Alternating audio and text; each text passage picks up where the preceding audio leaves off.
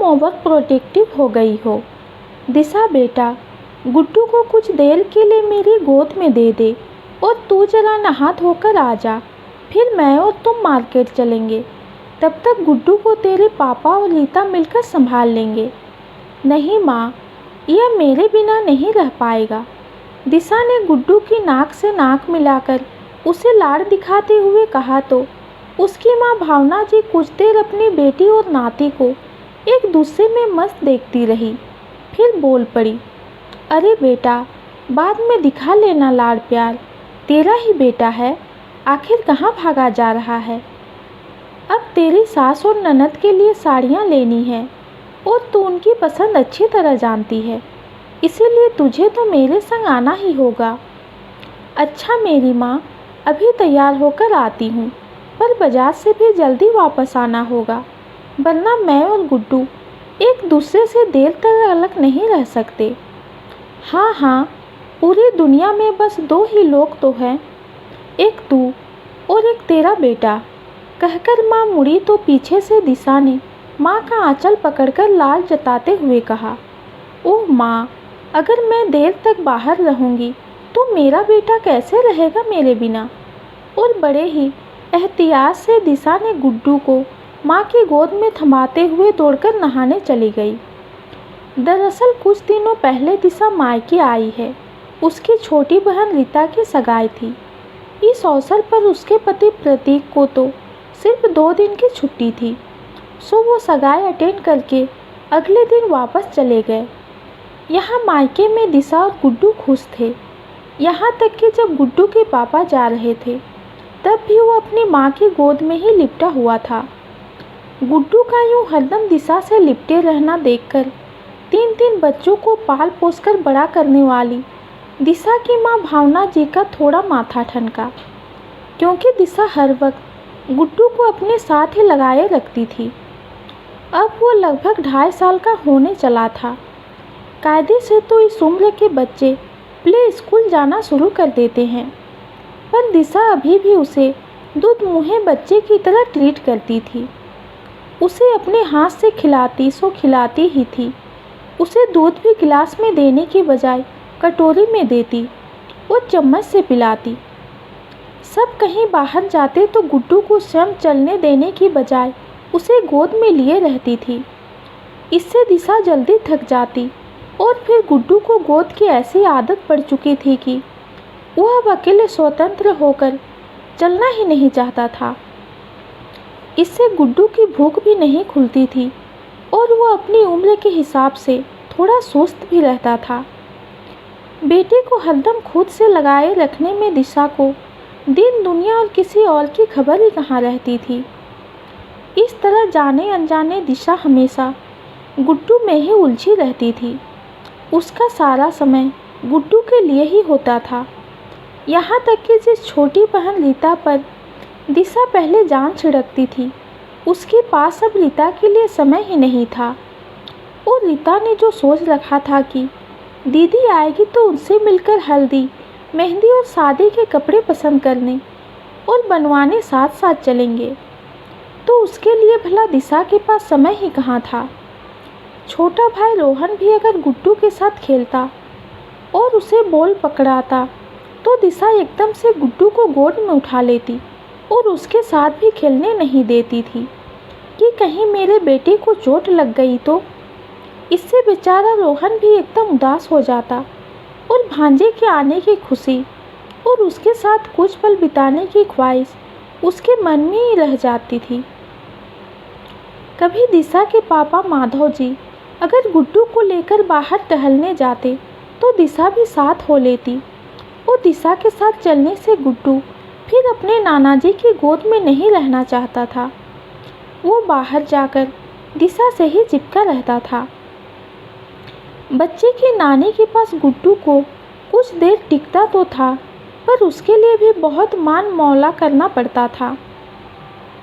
कुल मिलाकर दिशा ने गुड्डू को अपने से लगाए रखकर ऐसी आदत दिलवा दी थी कि वो अपनी माँ के बगैर एकदम नहीं रह पाता था, क्योंकि दिशा उसे अपने से अलग रहने ही नहीं देती थी।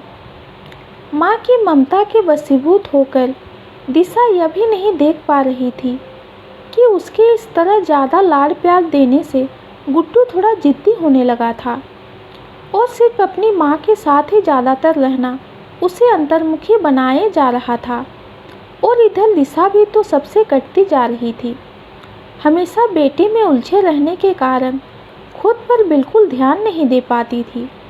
उसके बाल अक्सर उलझे रहते, कपड़े भी ढंग से कहाँ पहन पाती थी, ना तो पूरी खुराक खा पाती ना सो पाती थी। हमेशा व्यस्त और बदहवास से गुड्डू को कभी सूसू पोटी करवाती, कभी नहलाती, कभी बहलाती हुई इतना थक जाती थी कि गुड्डू के सोते ही उसकी आंखें भी झपकने लगती थी।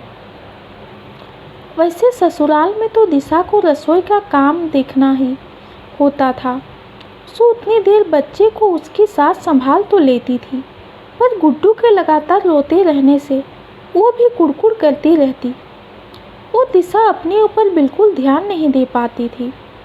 मायके आकर तो फिर भी दिशा को थोड़ी राहत मिली थी, वरना तो ससुराल में उसकी हालत यूँ हो गई थी कि अनिद्रा और भाग दौड़ ज़्यादा होने से वो बहुत कमज़ोर भी दिखने लगी थी।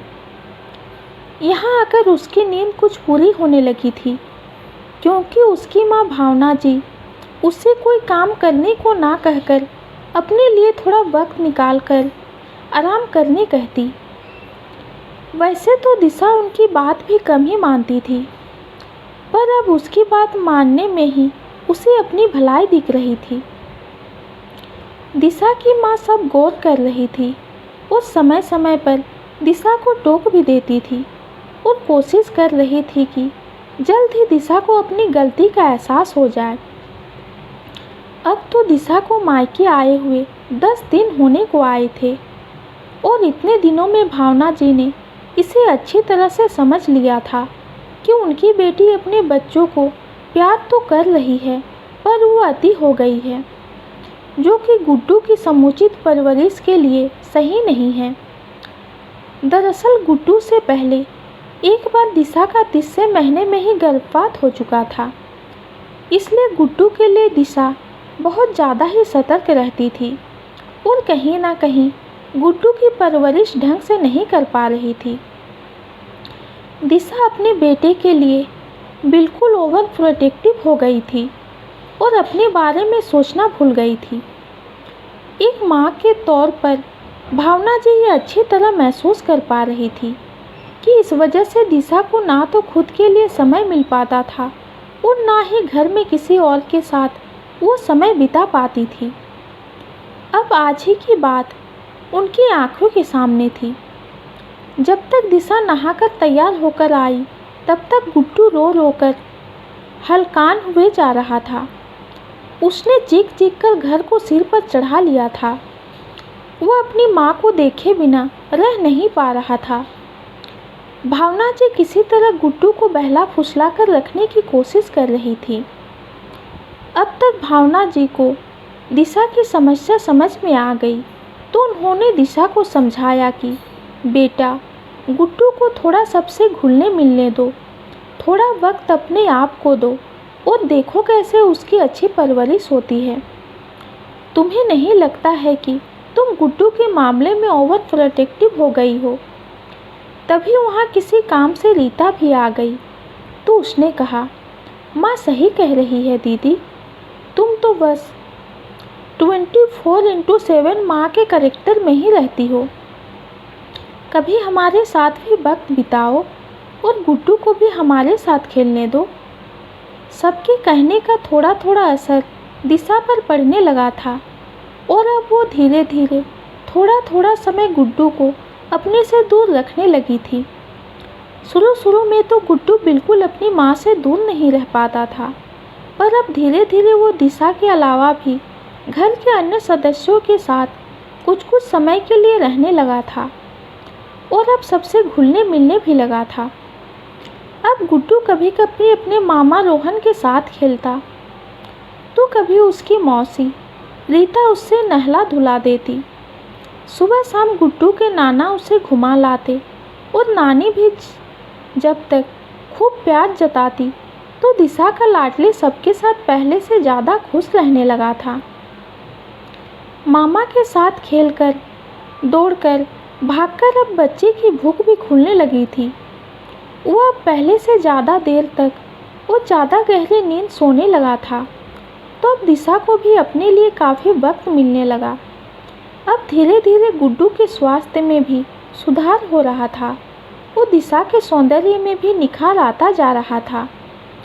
दिशा भी गौर करती कि अब गुड्डू पहले से ज़्यादा खुश रहने लगा था। वैसे देखा जाए तो गुड्डू को हमेशा खुद से लगाए रखने में दिशा का भी कोई दोष नहीं था। एक तो सास ससुर उसके उतने एक्टिव नहीं रहने से और पति के व्यस्त रहने की वजह से गुड्डू की देखभाल की पूरी जिम्मेदारी सिर्फ दिशा पर ही थी। और इसके अलावा पिछले 2 साल से बच्चा कोरोना के प्रकोप की वजह से अधिकांश समय घर पर ही सिर्फ दिशा के संग ही बिताता था, इसलिए वो ज़्यादातर उसी के साथ रहना पसंद करने लगा था। बाकी दिशा अपने पहले गर्भपात से भी काफ़ी डरी हुई थी। खैर जो भी हो, अब धीरे धीरे उसमें काफ़ी सकारात्मक बदलाव आ रहे थे, जिससे घर में सभी बहुत खुश थे। सबसे ज़्यादा खुश तो रीता थी, क्योंकि उसे अब अपनी दीदी के साथ शॉपिंग का समय भी मिल जाता था। वो दोनों बहनें पूरी दुनिया जहाँ की बातें भी कर लेती थी। गुड्डू और दिशा के इस परिवर्तन से भावना जी भी बहुत खुश थी। लगभग 1 महीने बाद जब प्रतीक अपनी पत्नी और बच्चों को लेने आया तो उसे भी इन्हें देखकर एक सुखद आश्चर्य हुआ। प्रतीक के आने के कुछ दिन पहले से ही दिशा और घर के अन्य सदस्य उसे प्यार से बोलते रहते थे कि गुड्डू के पापा आने वाले हैं। वो गुड्डू को बहुत प्यार करते हैं। गुड्डू भी तो अपने पापा को बहुत प्यार करता है ना। यह सब सुनकर गुड्डू बहुत खुश होता था और ताली बजाकर हंसता तो सब उसके साथ हंस पड़ते। प्रतीक के आते ही जब गुड्डू पापा आ गए कहकर उसकी गोद में चढ़ गया तो प्रतीक एकदम से खुश हो गया। कदाचित बेटे ने इससे पहले अपने पापा का इतना गर्मजोशी से स्वागत नहीं किया था, इसलिए गुड्डू को ऐसे देखकर वो बहुत खुश था। और जब प्रतीक ने खिली खिली पत्नी दिशा के चेहरे की चमक देखी तो उसकी आंखों में दिशा के लिए बहुत सारा प्यार उमड़ आया। अकेले में उसने दिशा को छेड़ ही दिया, क्या बात है, यहाँ आकर तो तुम्हारा रूप और भी निखर गया है। लग रहा है रीता की नहीं बल्कि तुम्हारी शादी होने वाली है। यह सुनकर और पति की आंखों में अपने लिए प्रशंसा देकर दिशा शर्मा गई और मन ही मन में अपनी माँ को धन्यवाद दिया, जिसने उसे बच्चे का परवरिश का सही तरीका बताया था। इस तरह एक अनुभवी माँ की सीख उनकी बेटी के बड़े काम आ रही थी। सही मायने में एक बच्चे की संपूर्ण परवरिश तभी होती है जब उसे सबका प्यार मिलता है और सबसे घुलने मिलने का अवसर मिलता है। तो ये कहानी आपको कैसी लगी कमेंट में ज़रूर बताइए। कहानी पसंद आती है तो चैनल को लाइक और सब्सक्राइब कीजिए। कहानी सुनने के लिए आपका बहुत बहुत धन्यवाद।